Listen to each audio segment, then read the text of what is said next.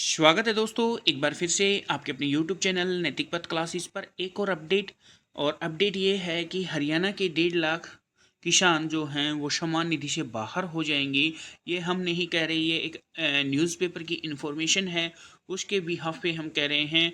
और नियमों का जो है ये पालन नहीं कर पा रहे हैं, उसके कारण ये सम्मान निधि से बाहर किया जाएंगे। यानी कि अब इनके जो 6,000 रुपये मिलते थे किसान सम्मान निधि से, वो अब इन कैंडिडेट्स के बंद हो जाएंगे। आखिर क्या रीज़न बताया गया है तो वो हम जान लेते हैं। तो प्यारे साथियों, इन्फॉर्मेशन है कि पीएम सम्मान निधि के नियमों को नहीं कर पा रहे पूरा, विभाग ने किया इनका खाका तैयार। यानी कि जो भी पीएम सम्मान निधि की जो योजना है उसके नियम्स हैं, उनको किसान जो है वो पूरा नहीं कर पा रहे हैं। और जो किसान पूरा नहीं कर पा रहे हैं, अब उनका खाका जो है वो तैयार, यानी कि उनके डॉक्यूमेंट्स जो हैं, यानी कि उनका डेटा तैयार कर लिया गया है और अब वो इसका लाभ नहीं उठा पाएंगे। राज्य के 1.5 लाख लाभार्थी पीएम सम्मान निधि योजना से बाहर होंगे। बाहर होने का कारण जो है, ये नियमों का पालन नहीं कर पा रहे हैं। क्या है डिटेल में इन्फॉर्मेशन। पीएम किसान सम्मान निधि योजना से अब करीब 1.5 लाख अभ्यर्थियों को बाहर निकाल दिया किया जाएगा। नियमों को पूरा नहीं कर पाने वाले इन अभ्यर्थियों का खाका तैयार कर लिया गया है।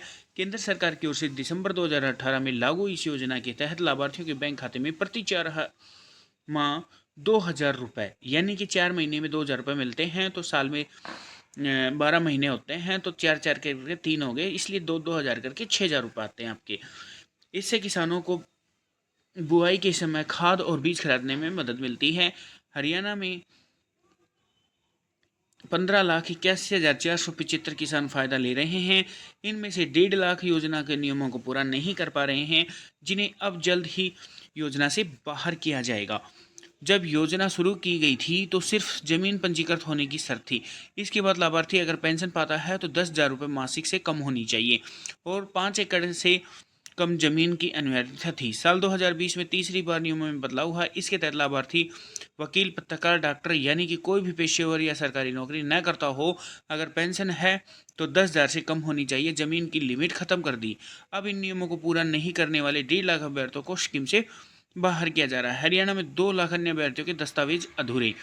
नियमों में बदलाव के बाद योजना के तहत करीब 2 लाख लाभार्थियों के दस्तावेजों की कमी मिली है, जिनमें कृषि विभाग की ओर से दस्तावेज जमा कराने का संदेश भेजा जा चुका है।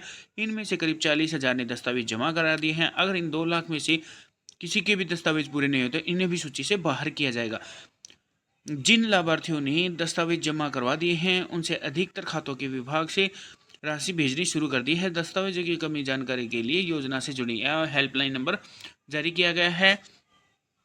इस पे आप कॉल करके इसके बारे में जानकारी ले सकते हैं। और ये राज्य में यानी कि 2018 में शुरू की गई थी। 1 दिसंबर 2018 से लेकर आप 31 मई 2024 तक चेक कर सकते हैं कि कौन से वर्ष में और किस महीने में कितने लाभार्थी घटे और बढ़े। यहाँ पे स्क्रीनशॉट ले सकते हैं।